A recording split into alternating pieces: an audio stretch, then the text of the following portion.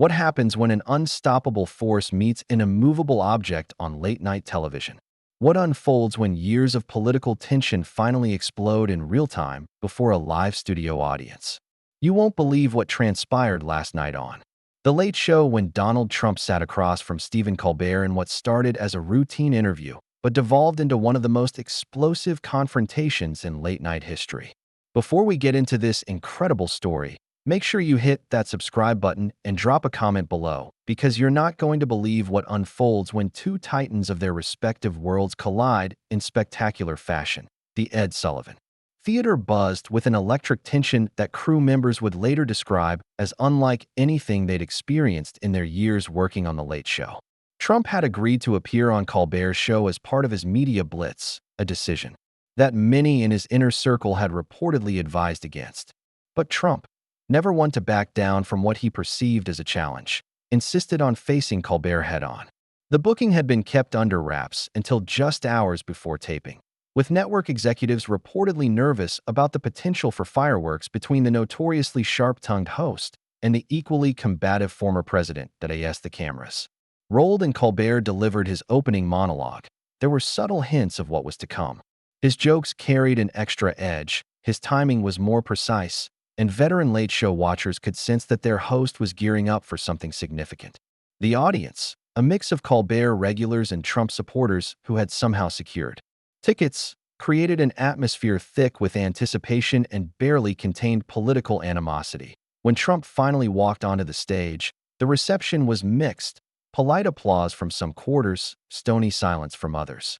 He carried himself with his characteristic swagger, but those who knew him well might have noticed a slight tightness around his eyes, a subtle indication that he was ready for battle. Colbert rose to greet his guest with professional courtesy, but the handshake lingered just a moment too long, both men sizing each other up like prize fighters before the opening bell. The interview began innocuously enough, with Colbert asking about Trump's current projects and future plans. Trump launched into his standard talking points about his various business ventures and political activities, speaking with the confidence of someone who had delivered these same lines countless times before. But Colbert wasn't content to let his guest simply recite campaign rhetoric. With surgical precision, he began probing deeper, asking follow-up questions that forced Trump to move beyond his prepared responses.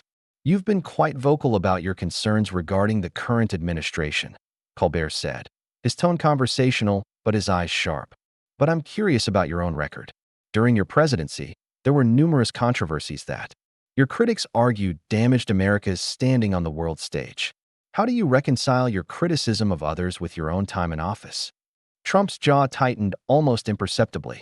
This wasn't the softball question he had apparently expected. "Well, Stephen, I think if you look at my record objectively, and I know that might be difficult for someone in your position, you'd see that America was respected under my leadership in ways it hadn't been for decades. We had peace through strength. We had economic prosperity. We had secure borders." "Respected?" Colbert interrupted, his eyebrows raised in mock surprise. "I seem to remember a lot of world leaders literally laughing at you during international summits. There's video footage of it." The studio audience stirred, sensing the shift in tone. Trump's media-trained smile flickered momentarily. "That's fake news, Stephen. Those leaders respected me. They might not have liked that I was putting America first for once, but they respected strength. Something this current administration clearly doesn't understand." Colbert leaned forward slightly, his famous smirk becoming more pronounced. "Speaking of strength, let's talk about January 6th. You've maintained that you had nothing to do with the events that unfolded that day, but there's substantial evidence, including your own recorded statements, that suggests otherwise. Don't you think the American people deserve accountability?" The question hung in the air like a live wire. Trump's entire demeanor shifted, his shoulders squaring as his voice took on the familiar combative edge that had defined his political career. "Here we go again with the January 6th witch hunt. I've been completely vindicated on that, Stephen. Completely vindicated. The real insurrection was the 2020 election, which was stolen from the American people through massive fraud that your network and others refused to acknowledge." Colbert's expression hardened. "Mr. Trump, over 60 courts, including judges you appointed, found no evidence of widespread fraud. election officials from both parties, corrupt courts. Trump interrupted, his voice rising. Corrupt officials. The whole system was rigged against me, against the American people. And you're sitting here perpetuating the lies that have torn this country apart. The audience was now completely silent, the tension palpable. Colbert maintained his composure, but there was steel in his voice when he responded. The only person who's torn this country apart is sitting right across from me. You've spent years undermining faith in our democratic institutions, spreading conspiracy theories, and dividing Americans against each other. And when you finally lost an election fair and square, you couldn't accept it like every other president. In American history, Trump's face flushed red, his hands gripping the arms of his chair. Lost. I didn't lose anything, Stephen. I had that election stolen from me by the deep state, by the media, by corrupt politicians who couldn't stand the fact that an outsider like me was cleaning up their mess. You want to talk about dividing Americans? Look in the mirror. You and your late-night buddies have spent years poisoning people's minds against me with your so-called comedy. My comedy? Colbert shot back, his own composure beginning to crack. I don't need to make jokes about you, Donald. You provide all the material yourself. Every tweet, every rally, every time you open your mouth, you reveal exactly who you are. And what you are is a narcissist who can't handle losing. The insult landed like a physical blow.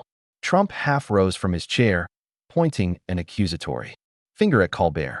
You have no idea what you're talking about. You're a failed comedian who only got famous by attacking me night after night. Without me, you'd be nothing. Your ratings prove it. Without you, Colbert laughed, but there was no humor in it. Donald, you're like a car accident. People can't help but look, but that doesn't make you important. You're a cautionary tale, a reminder of what happens when we elect someone fundamentally unfit for office. The confrontation was now in full swing, both men's voices rising as years of mutual antagonism bubbled to the surface. What had started as a standard late-night interview was rapidly becoming something unprecedented in television history. The studio audience sat transfixed, witnessing what felt like a pivotal moment in American political discourse playing out in real time. Trump stood up fully now, his face a mask of fury. Unfit. I was the greatest president this country has ever had. I brought back jobs, I secured the border, I made deals that put America first. And what thanks do I get? I get persecuted by partisan hacks like you who can't stand that I told the truth about this corrupt system. Colbert remained seated, but his body language was coiled with tension. The truth? Donald, you wouldn't recognize the truth if it filed a lawsuit against you, which, by the way, seems to happen to you quite frequently. But the real explosion was still building, and everyone in that studio could feel it approaching like a gathering storm. The lawsuit comment struck a nerve that even Trump's years of media training couldn't help him navigate. His eyes narrowed to slits as he leaned forward, invading Colbert's space with the aggressive posture that had intimidated countless opponents throughout his career. You want to talk about lawsuits, Stephen?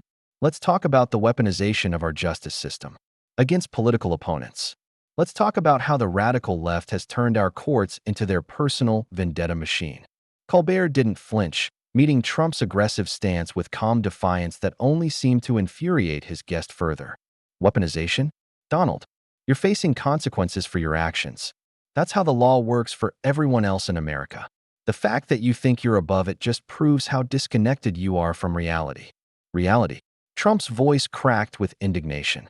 The reality is that I'm being persecuted because I'm the only one willing to fight for the forgotten men and women of this country. Every single one of these cases is politically motivated, and everyone knows it. Even your audience knows it, even if they won't admit it. The camera captured the audience's uncomfortable shifting, some nodding in agreement, while others shook their heads in dismay. The division in the room mirrored the broader divisions tearing at American society, and both men seemed to recognize that they were no longer just trading barbs. They were representing two fundamentally incompatible visions of America itself. Colbert's voice took on a harder edge, his famous wit sharpening into something more cutting. The forgotten men and women? Is that what you call the people who stormed the Capitol? The people who threatened to hang your own vice president because he wouldn't overturn a democratic election? Those are the people you're fighting for. Those were patriots. Trump exploded, his fist slamming down on the arm of his chair with such force that the sound echoed through the stunned studio. Patriots who saw their election being stolen and wanted to do something about it. Mike Pence was a coward who sold out his country when it mattered most. The audience gasped audibly, even in an era of unprecedented political rhetoric, calling for violence against a sitting vice president on national television crossed lines that most Americans thought were uncrossable. Colbert's face went pale, not with fear, but with genuine shock at what he was witnessing. Patriots. Colbert's voice was barely controlled fury now. Donald, they built a gallows. They chanted, "Hang Mike Pence." They beat police officers with American flags. If that's your definition of patriotism, then you and I are living in completely different countries. Trump was beyond reason now, his carefully constructed public persona crumbling in real time as years of resentment and grievance poured out unchecked. Different countries is right. I'm living in the America that made this nation great, while you're living in some socialist fantasy where criminals run free and hardworking Americans get punished for loving their country. Socialist fantasy. Colbert shot back, his own composure finally fracturing completely. I'm living in a country where we used to have peaceful transfers of power, where we used to respect democratic norms, where presidents didn't incite violence when they lost elections. You destroyed all of that. The two men were now on their feet, facing each other across the small interview space like gladiators in an arena.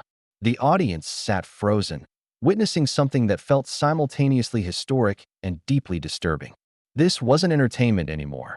This was a raw exposure of the fault lines running through American democracy. Trump pointed an accusatory finger directly at Colbert's face, his voice rising to a near shout. I destroyed nothing. I exposed the corruption that people like you have been covering up for years. The deep state, the fake news media, the corrupt politicians who sold out American workers while they got rich. I was the only one with the courage to fight back. Fight back. Colbert's laugh was bitter and harsh. You mean like constantly attack our allies, cozy up to dictators, and then throw a tantrum when democracy didn't go your way? That's not fighting back, Donald. That's destroying everything this country stands for. The accusation of destroying America seemed to trigger something primal in Trump. His face contorted with rage as he stepped even closer to Colbert, violating every norm of television decorum. This country stands for strength, not weakness. It stands for winners, not losers. And I won that election, Stephen, no matter what lies you and your propaganda network want to spread. Security personnel stationed around the studio began moving closer, sensing that the confrontation was spiraling beyond their previous experience. The director in the control booth was frantically signaling to his crew, unsure whether to cut to commercial or continue rolling on what was becoming must-see television for all the wrong reasons. Colbert held his ground, refusing to be intimidated. Despite Trump's increasingly aggressive posture, you lost, Donald. You lost the popular vote twice. You lost the Electoral College. You lost over 60 court cases, and you're going to lose again if you keep running. The American people are tired of your lies, your chaos, and your complete inability to accept responsibility for anything. The American people love me. Trump roared, his self-control completely abandoned now.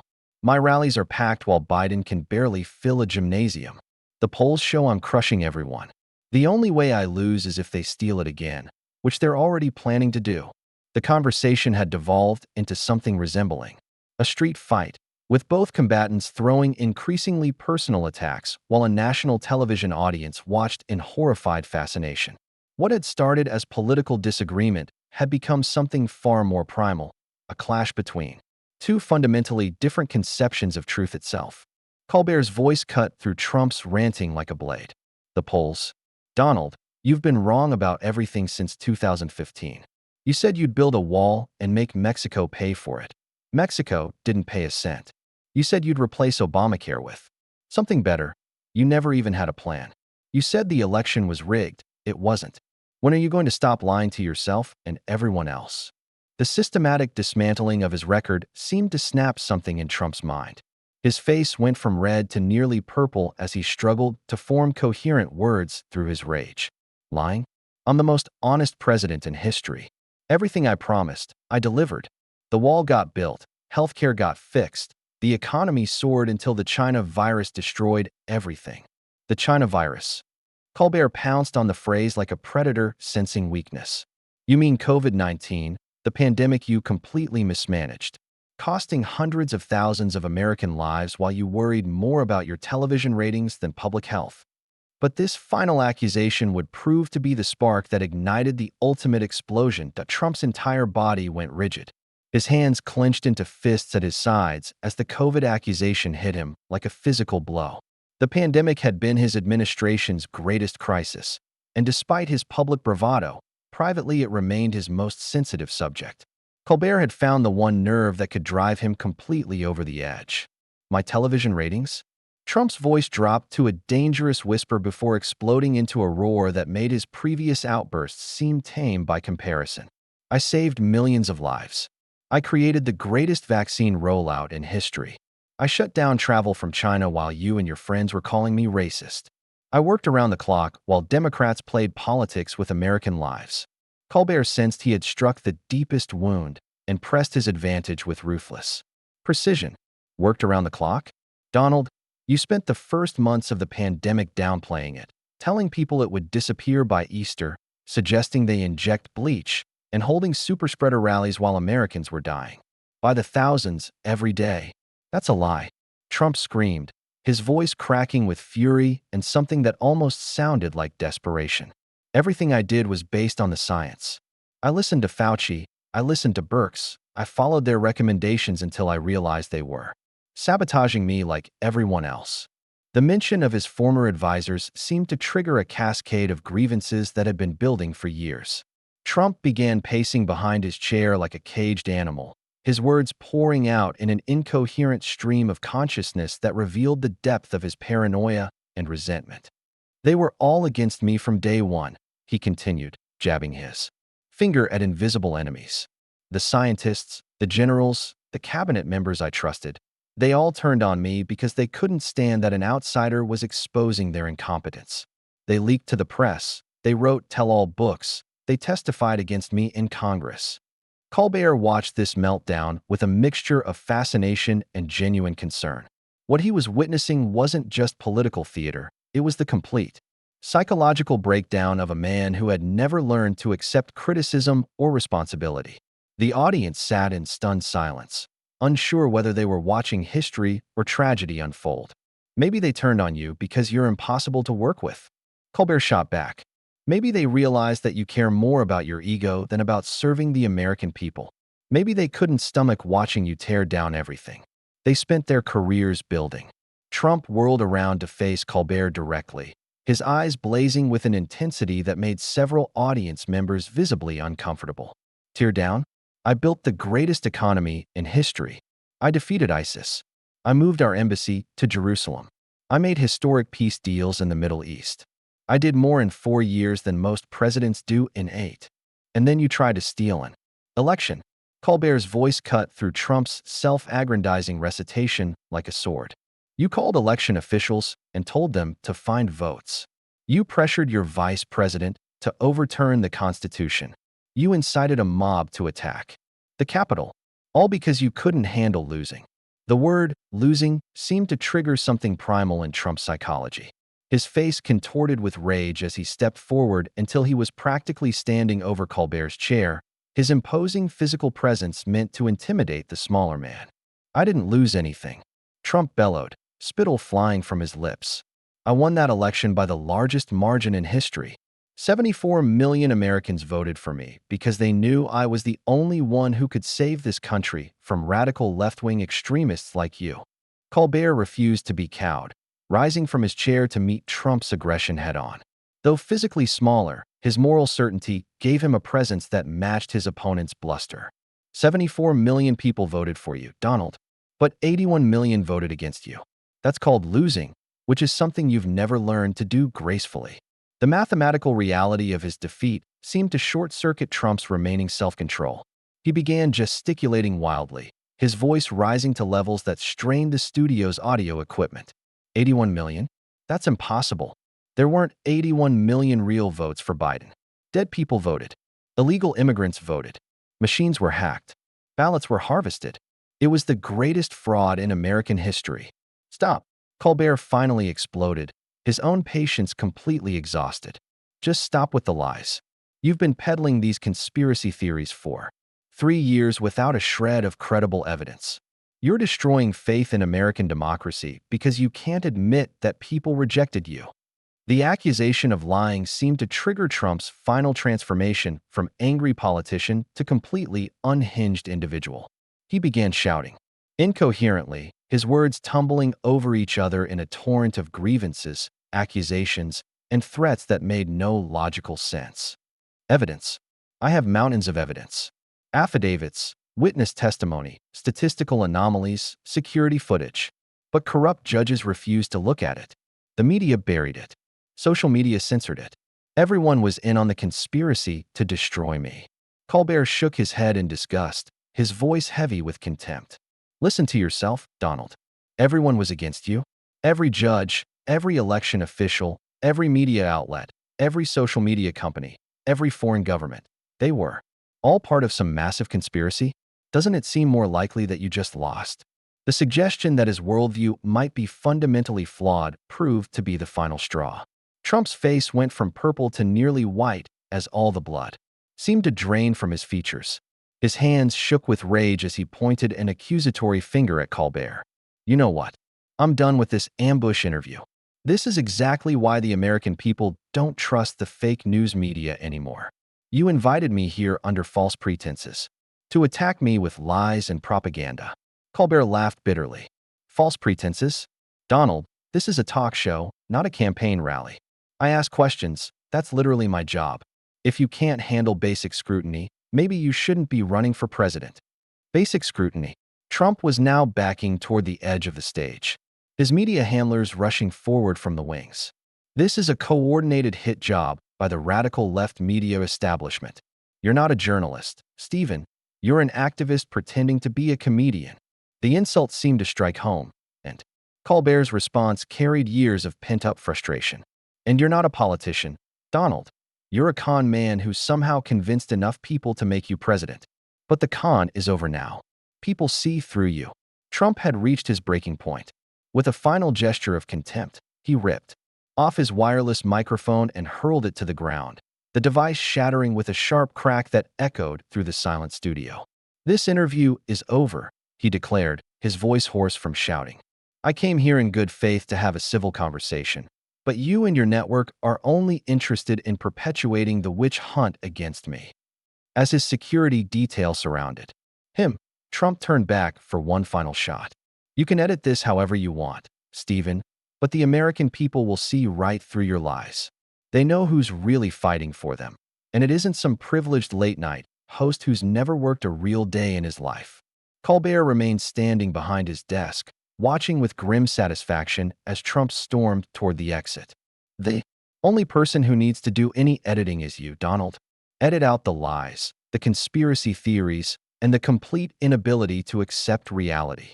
Trump paused at the edge of the stage, turning back one final time with pure venom in his eyes. We'll see who accepts reality on Election Day, Stephen. We'll see who the real Americans choose when they have the chance. With that parting threat, Donald Trump stalked off the Late Show stage, leaving behind a stunned audience, a shaken host, and what would undoubtedly become one of the most talked-about moments in late-night television history.